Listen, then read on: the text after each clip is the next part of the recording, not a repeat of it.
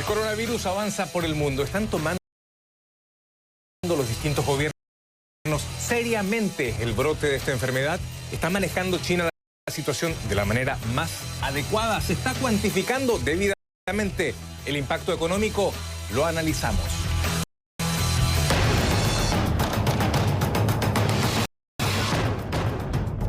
El coronavirus impacta el sistema financiero chino y siembra dudas sobre la fortaleza económica del país y la estabilidad del Partido Comunista. La epidemia podría confirmar el temor de algunos economistas sobre la posibilidad de que los mercados financieros chinos colapsen por el sobreendeudamiento. Lo discutimos.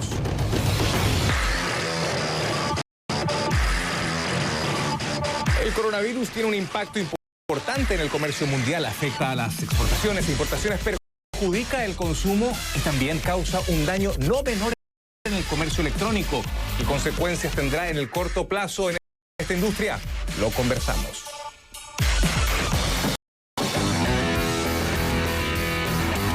La revolución de alimentos crece en un estacionamiento en un vecindario de Brooklyn. Kimball Musk está expandiendo su emprendimiento agrícola urbano en un intento por sacudir la industria de productos agrícolas. Te mostramos cómo piensa hacerlo y también, por supuesto, todos los detalles en nuestra división de CNN Dinero Clicks. Y desde el centro de producción de CNN en la Ciudad del Sol, Miami, Florida, comienza el único programa que vive la economía. Esto es CNN Dinero. Vamos.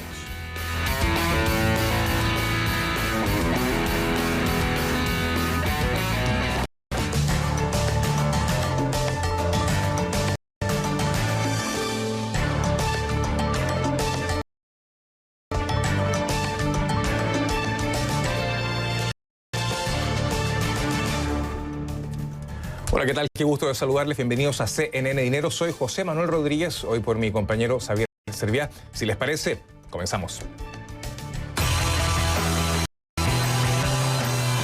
El coronavirus avanza por el mundo. Están tomando los distintos gobiernos seriamente el brote de esta enfermedad.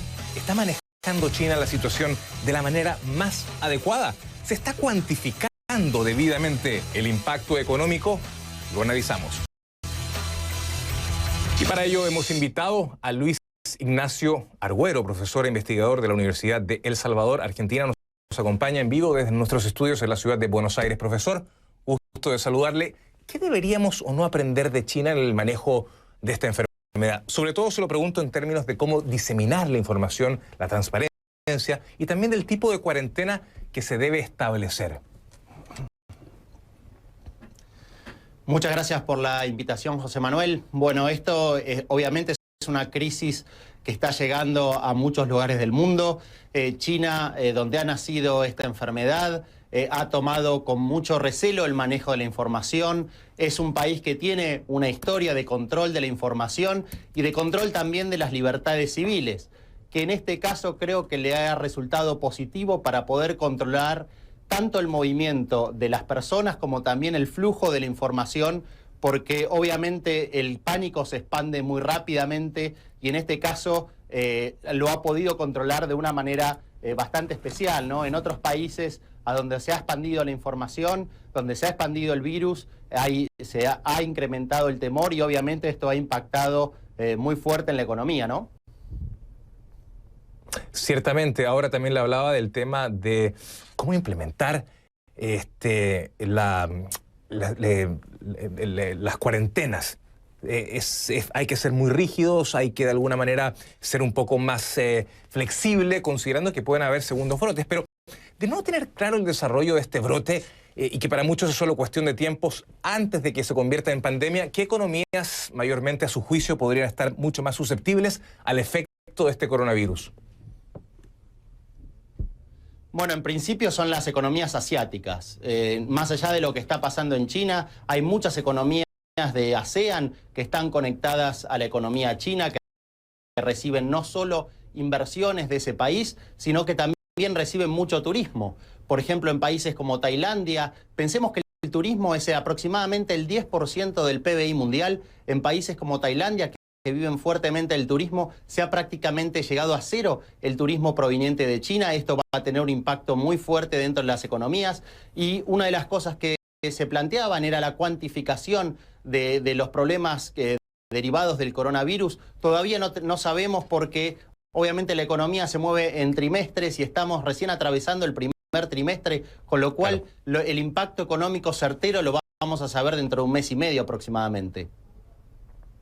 Exactamente. Ahora los gobiernos deben dar directrices para que sus agencias de salud cuenten con todos los recursos, con la logística adecuada para hacer frente a un brote de proporciones globales. Estamos viendo que algunos gobiernos están siendo proactivos para un escenario de esta naturaleza, pero ¿qué tan preparados están los países de la región para justamente contener esta propagación?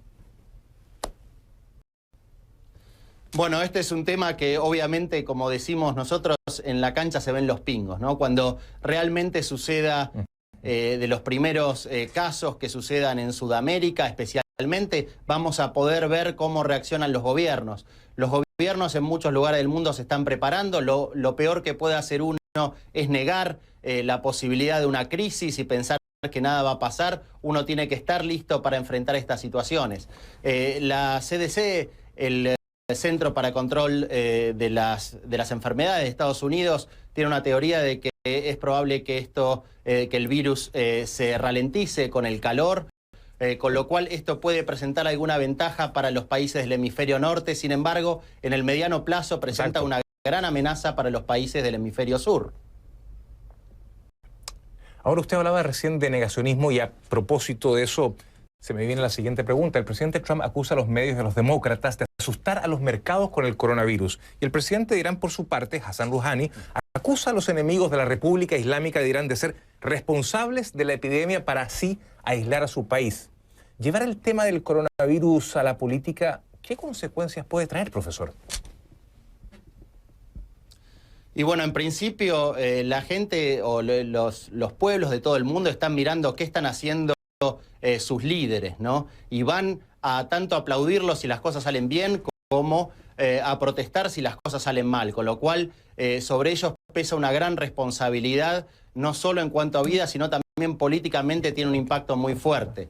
En el caso de Irán está ligado a la reciente elección que hubo, a la muy baja participación, el cual el gobierno dice que es culpa del coronavirus. Sin embargo, hay temas internos referidos a las protestas contra el gobierno que quizás tengan un mayor peso en la baja participación en las elecciones. Una consultora inglesa hablaba de aproximadamente consecuencias económicas por 280.000 millones de dólares en el primer trimestre. Datos que me parece que pueden ser quizá un poco imprecisos, o a lo mejor puede que se queden cortos, debido a que, como usted decía, no sabremos al final del primer trimestre el impacto económico que ha producido este virus en China y también en otras latitudes del mundo, ¿no? Sí, por supuesto, hablar de números ahora es muy arriesgado. Tenemos que tener en cuenta nuevamente que el turismo está siendo fuertemente afectado, que esto tiene un impacto en la industria, por ejemplo, del petróleo, porque está bajando la demanda, porque hay menos vuelos. Y esto va a tener obviamente un impacto muy fuerte. Pensemos que la región de Asia-Pacífico e India es responsable aproximadamente del 40% del crecimiento económico global. Con lo cual, si esta región se ve fuertemente afectada, el crecimiento global se va a ver afectado. Ciertamente, y de eso vamos a hablar en nuestro próximo bloque con nuestro siguiente invitado. Gracias a Luis Ignacio Argüero, profesor investigador de la Universidad de El Salvador. Nos acompañaba en vivo desde Buenos Aires, Argentina. Y cuando regresemos a CNN Dinero, el coronavirus impacta al sistema financiero chino y siembra dudas sobre la fortaleza económica del país y la estabilidad del Partido Comunista. La epidemia podría confirmar el temor de algunos economistas sobre la posibilidad de que los mercados financieros chinos colapsen por el sobreendeudamiento. Lo vamos a discutir con Adolfo Laborde, profesor investigador de la Facultad de Economía y Negocios de la Universidad Anáhuac. Nos va a acompañar desde la Ciudad de México, ya lo ven. Al volver, por supuesto. Y para ello hemos invitado a Adolfo Laborde, profesor investigador de la Facultad de Economía y Negocios de la Universidad Anáhuac. Nos acompaña desde la Ciudad de México. Profesor, gusto de saludarle. ¿Estará China precisamente a la altura de quienes han apostado a su rápido crecimiento económico y a la apertura de sus mercados financieros? ¿O esta crisis podría, por el contrario, conducir, como temen los más los más pesimistas, a un colapso de los mercados financieros precisamente por el endeudamiento? Sí, buenas noches. Efectivamente, hay un temor y está sentado en este tipo de eventualidades que de alguna manera rompen con los ciclos económicos, rompen con el dinamismo de la economía china, que de alguna otra manera había funcionado desde una perspectiva mercantilista. ¿Qué quiere decir esto? Vendía muchísimos productos, importaba pocos productos y eso le daba un superávit comercial. Este superávit comercial lo habían invertido ya sea en bolsa, pero también en otros proyectos como la Ruta de la Seda y en sus bancos de desarrollo. Cuando se rompe este dinamismo, puede dar como consecuencia, por supuesto, una desconfianza de los inversionistas en las bolsas en un primer momento que impactará posteriormente a las empresas chinas. Ahora bien, ¿con qué herramientas cuenta China para apaciguar una posible crisis financiera en el país? Bueno, tiene varios elementos. Uno tiene un gran excedente superavitario con una gran cantidad de países. Con Estados Unidos tiene un superávit de más de 410 mil millones de dólares. Con México lo tiene por 75 mil millones de dólares. Y así nos podemos ir. Tiene grandes excedentes. Su moneda es convertible, es parte de la canasta del Fondo Monetario Internacional. Tiene una gran cantidad de bonos del Tesoro de los Estados Unidos. Sin embargo, si hiciera uso de este tipo de instrumentos para poder financiarse o apalancarse, esto podría también traer como consecuencia una afectación a los sistemas financieros de otros países, en este caso el de Estados Unidos, y habría una reacción en cadena. Entonces, si bien es cierto, los chinos tienen un sistema robusto, tienen una gran cantidad de capital, también es cierto que dependen y son interdependientes de los mercados financieros internacionales y de los mercados globales. Ciertamente, ahora el crecimiento de la economía china es evidente que va a ser afectado. Cuando en abril conozcamos el resultado del primer trimestre, ¿podríamos ver un terremoto en los mercados financieros globales a su juicio? Y en ese contexto, quizá, ¿se podría abrir un escenario de posible recesión global? Es probable, los pronósticos del Fondo Monetario hablan de que China puede crecer al 5.6%. Hace aproximadamente un mes se hablaba de un 3.9%, 4.1%. Pero bueno, hay que esperar los resultados. Por supuesto que esto va a afectar los dinamismos de las economías conectadas a China. Hay una gran cantidad de cadenas de valor, comercio intrafirmas, inversión establecida en China y por supuesto esto tiene que ver con la globalización, con la interdependencia de los procesos productivos y al final de cuentas pues por eso los inversionistas van a mostrar una cara conservadora. El hecho de que China pueda bajar su nivel de crecimiento actual en 2 décimas, 4 décimas, medio punto, un punto o quizás más, no sabemos, podría ser realmente catastrófico. Ahora, ¿qué consecuencias podría tener un escenario de estas características para las economías de América Latina? Bueno, eso es grave porque China se ha convertido en un gran socio de países como Perú, Brasil, Argentina, en algunos países centroamericanos. Ha sido un país que fondea a esas economías, les vende y les compra una gran cantidad de productos. De eso depende también el crecimiento de estos países y de cortarse el proceso productivo y el proceso de comercio exterior entre ambas partes, pues, lógicamente eso va a detonar también menor ingreso, mayores tasas de inflación y por supuesto desempleo. Va a afectar a economías que ya son parte de la lógica de China en América Latina y lo más importante, les va a cortar recursos como el Venezuela o Brasil o Argentina que están recibiendo inversión extranjera directa por parte de los chinos. Entonces esto sí va a tener un efecto negativo en caso de que continúe esta situación y lo vamos a ver muy pronto. Ciertamente, y hay que considerar que muchos países de Sudamérica tienen a China como su principal socio comercial. Ahora bien, desde el año 2008, cuando azotaba al país la crisis subprime, que la bolsa de Nueva York no había tenido una semana tan negra, una caída esta semana del 12.4% y aún el coronavirus no llega masivamente a los Estados Unidos. Por una parte, la Reserva Federal ha sido cauta, pero los mercados entraron en pánico. ¿Por qué esta doble lectura, profesor? Bueno, es parte, repito, de lo que podría ser un pronóstico de una estatización, de un proceso de un dinamismo muy pequeño de las economías globales. Hay que recordar que los motores económicos se encuentran en Asia y no solamente es el caso de China, sino hay otras economías que están apalancadas con la economía china, que es la coreana, que es la japonesa y otras más. Y esa lógica va a replantear los procesos productivos y, por supuesto, las inversiones globales. Las bolsas son un ejemplo natural de cómo se pueden vislumbrar los aspectos económicos en el corto plazo, y los efectos negativos de las mismas pues, nos hablan de que hay pronósticos, repito, pues no muy alentadores en el proceso de producción, en los procesos de rentabilidad y las tasas de retorno, por supuesto. Profesor, no sabemos cuánto va a durar esta crisis, hay incertidumbre, el petróleo ha bajado, las bolsas también han experimentado una baja muy sensible, el oro hoy día también no está en su mejor momento, pese a que es un commodity que se ha mantenido, y el 25% de la manufactura hoy día del mundo se produce en China, y la consecuencia lógica será precisamente la afectación de las cadenas de valor. Sí. ¿Cuán preocupante es esto? Sí. Es muy grave porque esto de alguna manera respondía a una lógica de una fragmentación de los procesos productivos a través de una lógica de las cadenas de valor, y esto estaba encaminado a una economía de escala, a una economía competitiva. Las empresas en el mundo pueden generar varias estrategias. Una estrategia una estrategia enfocada a los costos, reducir costos, y China jugaba un papel fundamental, no solamente por el tema de la mano de obra, sino por los incentivos. Hoy en día estos procesos productivos se ven en riesgo, no solamente porque pueden parar las fábricas, sino porque también van a detonar una menor producción, y eso, lógicamente, menores ingresos, y las ventas van a caer, por supuesto. Lo que tú decías hace un momento del petróleo también es muy sistemático, porque China compra una gran cantidad de petróleo, pero no solamente China, sino Japón y Corea, y eso, pues lógicamente, va a tener un efecto dominó, desafortunadamente. Adolfo Laborde, profesor investigador de la Facultad de Economía y Negocios de la Universidad Anáhuac, gracias por estar esta noche en el programa. Hasta pronto.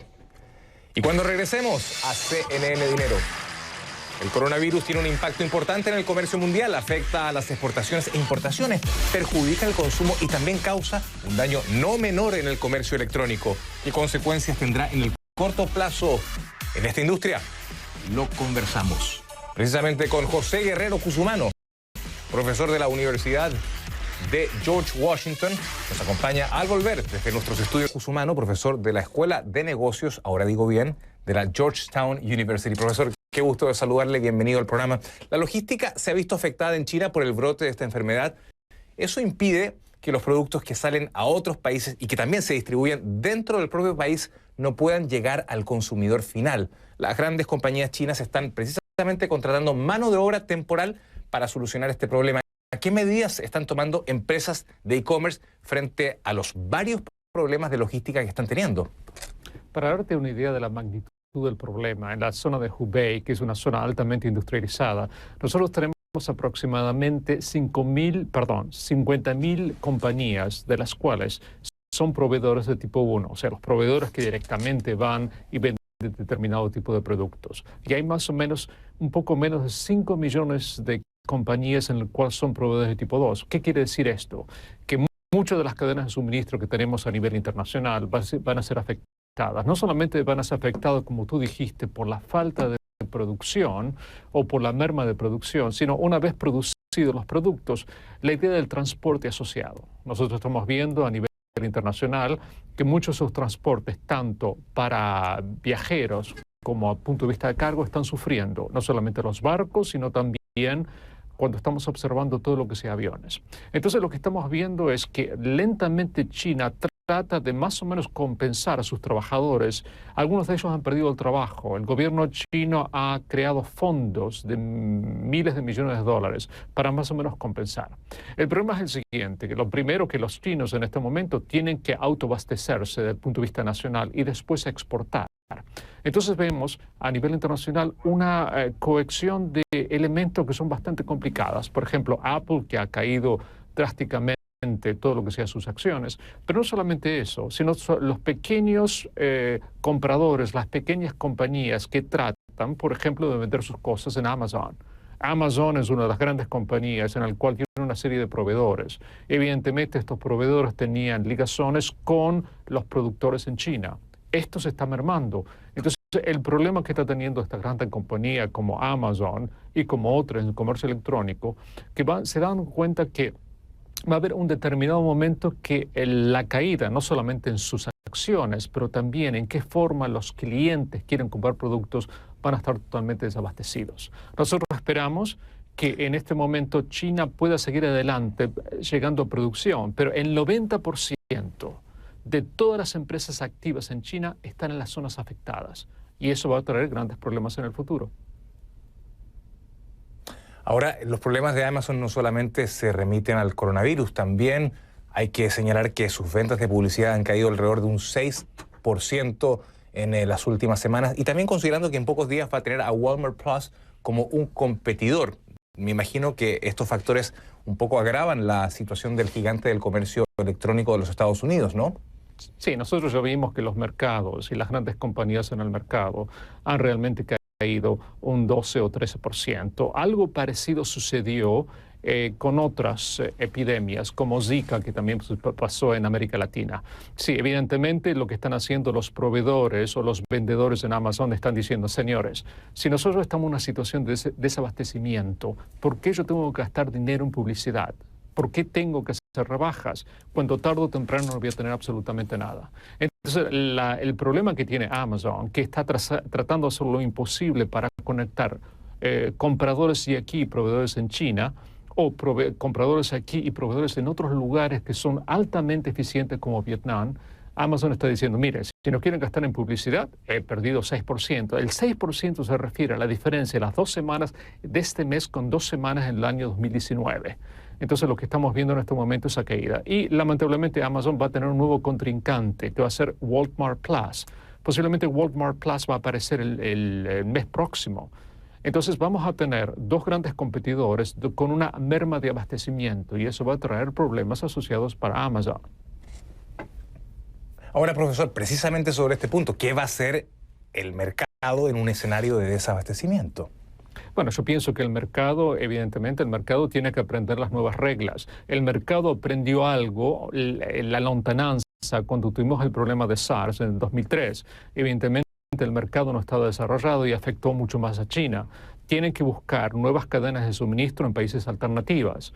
Por ejemplo, el caso de Vietnam o el caso de Tailandia podría ser soluciones, pero vamos a ser sinceros, lo que vamos a tratar de hacer es buscar algún tipo de acción en el cual tenga un abanico de portafolio en el cual algunas cosas van a venir de China y otras de países alternativas.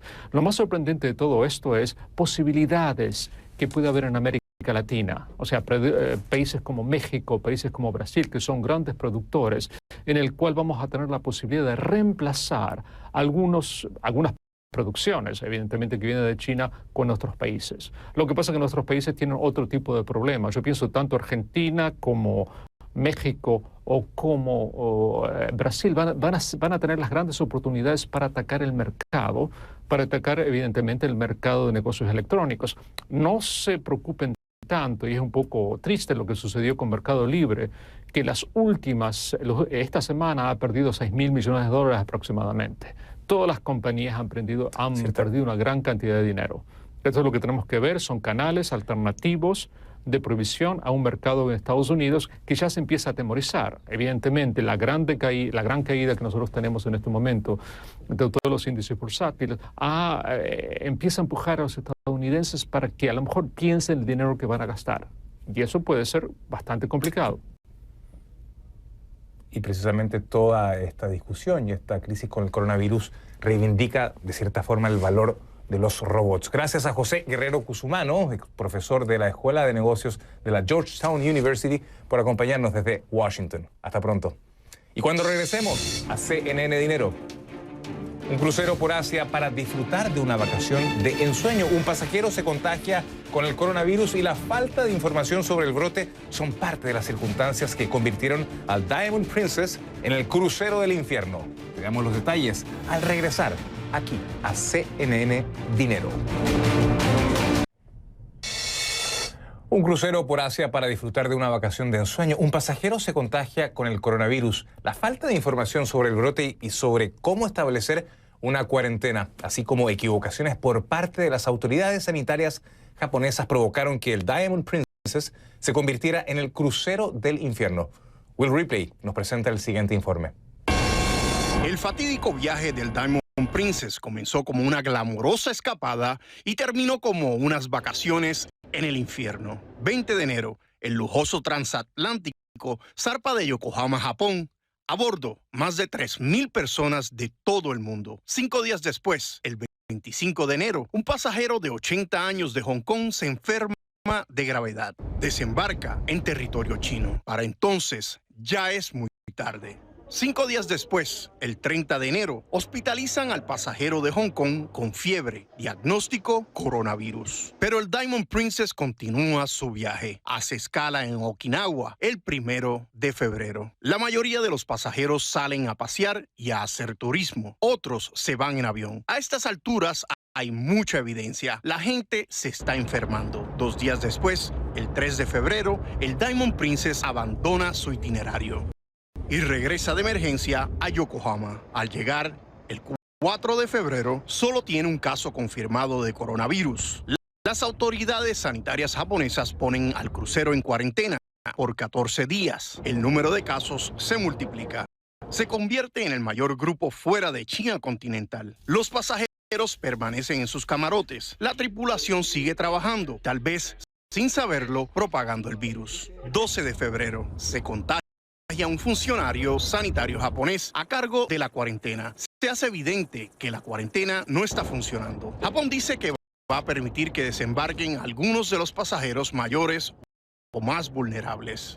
16 y 17 de febrero, el gobierno de Estados Unidos envía 2 vuelos charter para evacuar a más de 300 ciudadanos estadounidenses. Otros países y territorios deciden seguir ese ejemplo. 18 de febrero, Corea del Sur envía a su avión presidencial. 19 de febrero, más vuelos de evacuación a Australia, Canadá, Hong Kong, Israel e Italia. 20 de febrero, 2 pasajeros japoneses mayores de 80 años mueren a causa del virus después de desembarcar del crucero. Son las primeras muertes, pero lamentablemente no son las últimas. Para el 21 de febrero, el número de casos se eleva a más de 600 y las cifras siguen aumentando. 22 de febrero, los últimos pasajeros desembarcan del Diamond Princess, pero la tripulación debe empezar su propia cuarentena. Para algunos, la pesadilla ha terminado. Para otros, continúa el crucero del infierno. Will Ripley, CNN, Tokio. Y desde Tokio a Miami, porque el sur de la Florida recibe visitantes de todas las partes del mundo por vía aérea, terrestre y marítima. Aunque en el estado aún no se registra ningún caso de coronavirus, las autoridades aseguran estar muy, pero muy atentas. Aquí en Miami, Ana María Mejía nos habla de las medidas que desde ya se están tomando. La pregunta no es si el coronavirus llegará, sino cuándo. Todas las agencias en el condado tienen planes de emergencia.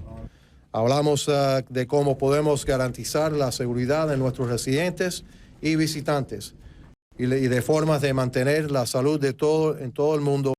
Eso incluye a los que llegan. Todos los días se hacen análisis, todos los pasajeros que están llegando al aeropuerto internacional a través de la cooperación con aduana, podemos tomar exámenes, podemos saber la historia de qué países han visitado y usando ese tipo de información podemos tomar una determinación de cada pasajero. Sí. Las autoridades locales dicen que tratan de que no se les escape ningún detalle. Les preocupa que el virus aparezca en el condado en cualquier momento y no estén preparados. El puerto de Miami, por donde entran miles de pasajeros y toneladas de carga diariamente, asegura que los protocolos están establecidos y se están cumpliendo al pie de la letra. Los barcos de carga tienen una tripulación pequeña, digamos un barco de 7.000, 8.000 contenedores, puede tener una tripulación de 20, 25 personas. En caso de cualquier duda, esos tripulantes no se les permite desembarcar y sin embargo el flujo de los contenedores se sigue cargando y se sigue descargando. En cuanto a los cruceros, explica Juan Curilla, director del puerto de Miami, cada empresa tiene un protocolo establecido y si detecta algún síntoma en un pasajero o tripulante, inmediatamente debe comunicarlo a la entidad de salud local. Las escuelas y universidades dicen que también están preparadas. Los niños y jóvenes reciben información. Solo un video de the United Nations World Health Organizations que mostraron de cómo se contagia la enfermedad, cómo se pasa y cómo no tener la enfermedad. Los pañitos húmedos y los desinfectantes para manos están siendo ubicados en las aulas y afuera de los ascensores y recepciones en los diferentes edificios escolares. La concientización empieza por los más pequeños, que pueden asustarse en este momento, aseguran las autoridades locales. Una de mis clases, mi maestro lo hace lavar las manos antes de entrar a la clase. También hay medidas relacionadas con los nuevos alumnos. Cualquier estudiante recién llegado, y recibimos de 50 a 60 estudiantes de fuera del país que están matriculados en las escuelas públicas del condado de Miami-Dade, en promedio por semana. Solían estar matriculados directamente en las escuelas. Ahora los hemos trasladado a 2 centros, uno en el norte, uno en el sur. La idea, explica Carvalho, es que en estos 2 centros evalúen el riesgo para la comunidad y decidan si pueden matricularlos o si necesitan algún tipo de revisión previa. La Universidad Internacional de la Florida restringió los viajes individuales y los programas de estudio a Italia, Singapur, Japón y Corea del Sur. Además, el superintendente de Miami-Dade explicó que en el caso de un escenario de contagio masivo, el condado está preparado para aislar a un grupo de estudiantes o a toda una escuela si fuera necesario, y que en el improbable caso de que las escuelas debieran cerrar, el distrito tiene unos 200,000 dispositivos electrónicos que serían distribuidos a los estudiantes que los necesiten para que puedan continuar aprendiendo en sus casas. Para CNN, Ana María Mejía, Miami.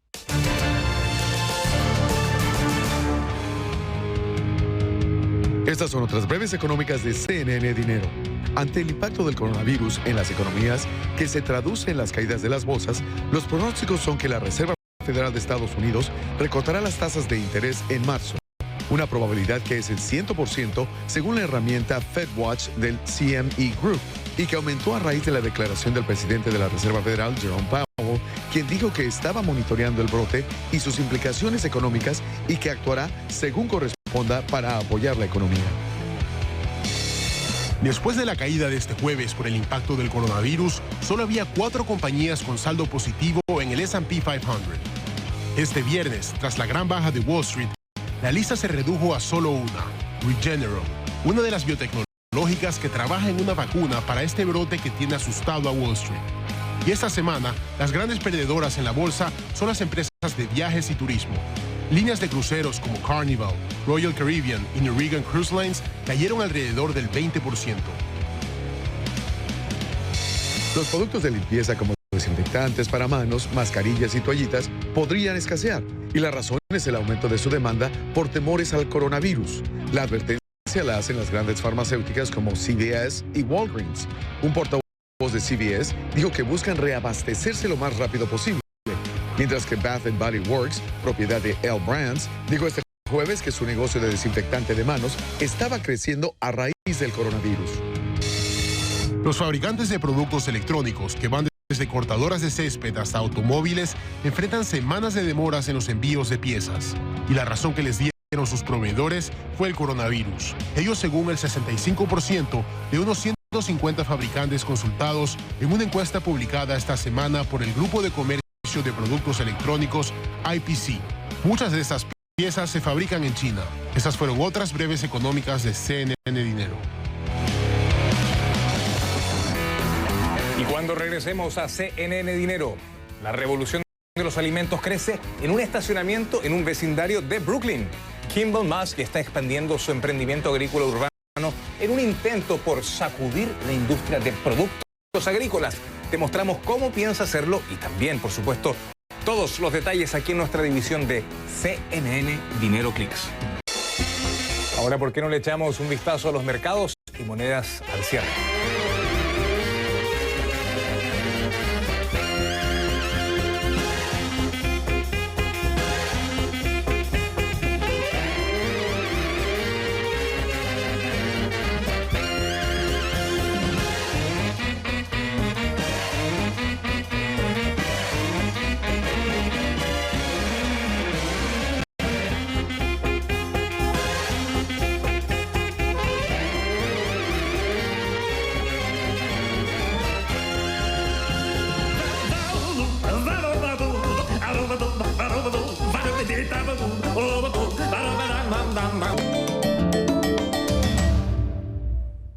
¿Quién gana hoy? General Motors. ¿Por qué? Porque está agregando empleos en 2 fábricas principales. ¿Qué pasa?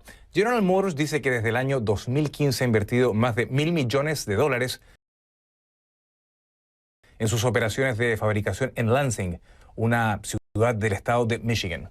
El viernes la compañía anunció que contratará a 1.200 nuevos trabajadores para sus 2 plantas en esta localidad, en parte debido a la creciente demanda de vehículos utilitarios deportivos de tamaño medio de la compañía. Los nuevos empleos deberían comenzar a finales de esta primavera acá en el hemisferio norte. ¿Qué dijo la compañía? Que su equipo tiene experiencia en la construcción de vehículos de alta calidad y están preparados para satisfacer las necesidades de los clientes. Además, indicó que es una muy buena noticia para la comunidad de Lansing. Y porque agrega 1.200 empleos, General Motors se lleva hoy la medalla de oro de CNN Dinero. Veamos quién pierde hoy. Beyond Meat, porque se desploman sus acciones. La empresa de sustituto vegetal de carne reportó su 4º trimestre del año fiscal y la compañía triplicó sus ventas durante este trimestre. Pero ¿qué pasa? Beyond Meat reportó pérdidas de $452 millones, una cifra más baja que el año pasado. Pero la compañía publicó ganancias en el 3er trimestre y los inversionistas esperaban que siguiera esta tendencia alcista. Además, Beyond Meat se sigue asociando con grandes cadenas de restaurantes nacionales como Kentucky Fried Chicken, Denny's y McDonald's. Pero los productos de Beyond no siempre se convierten en adiciones permanentes al menú de algunas empresas de comida. Como por ejemplo en enero, Tim Hortons sacó todos los productos de Beyond Meat de sus tiendas. ¿Cómo reaccionó el mercado? Las acciones cayeron hasta un 19%, la mayor caída en un día desde octubre. Eso sí, se recuperó un poco antes del cierre de esta jornada. Porque reportó pérdidas, Beyond Meat se lleva hoy la medalla de cartón de CNN Dinero.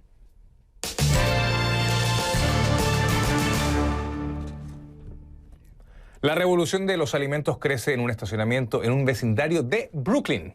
Kimball Musk está expandiendo su emprendimiento agrícola urbano en un intento por sacudir la industria de productos agrícolas. Te mostramos cómo piensa hacerlo y también, por supuesto, todos los detalles aquí en nuestra división de CNN Dinero Clicks. Bajé por una pista de esquí en la cámara de una rueda y la cámara se volteó. Caí sobre mi cabeza a 55 kilómetros por hora. Me rompí el cuello. Fue lo más horrible y también una de las cosas más profundamente bellas que me ha sucedido, porque mientras estuve paralizado, me dije que si me arreglaban, trabajaría para crear un concepto nuevo. Comida real para agricultores estadounidenses, pero a un precio asequible para el estadounidense promedio.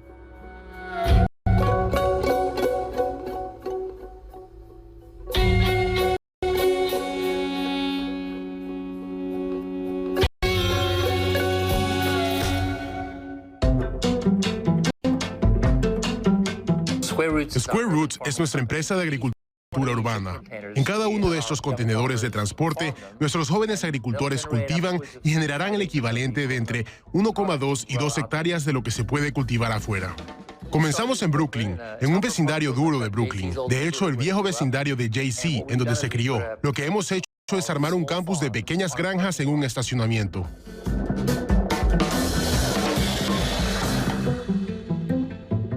Utilizamos 10 veces menos agua y podemos darles a las plantas los nutrientes exactos que necesitan.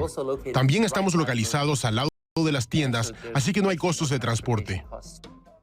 En Square Roots nos enfocamos en la albahaca, menta, cebolleta, hierbas. Tiene mucho para lo que es nuestra tecnología actual. Con el paso del tiempo será cualquier verdura que pueda imaginarse.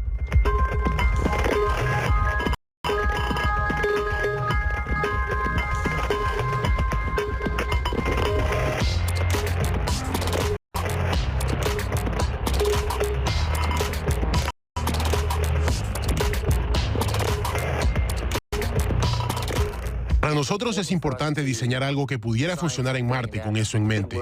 Pero nuestra meta primaria realmente es la comida real en ciudades en todo Estados Unidos. Comenzar y después el mundo y después otros mundos.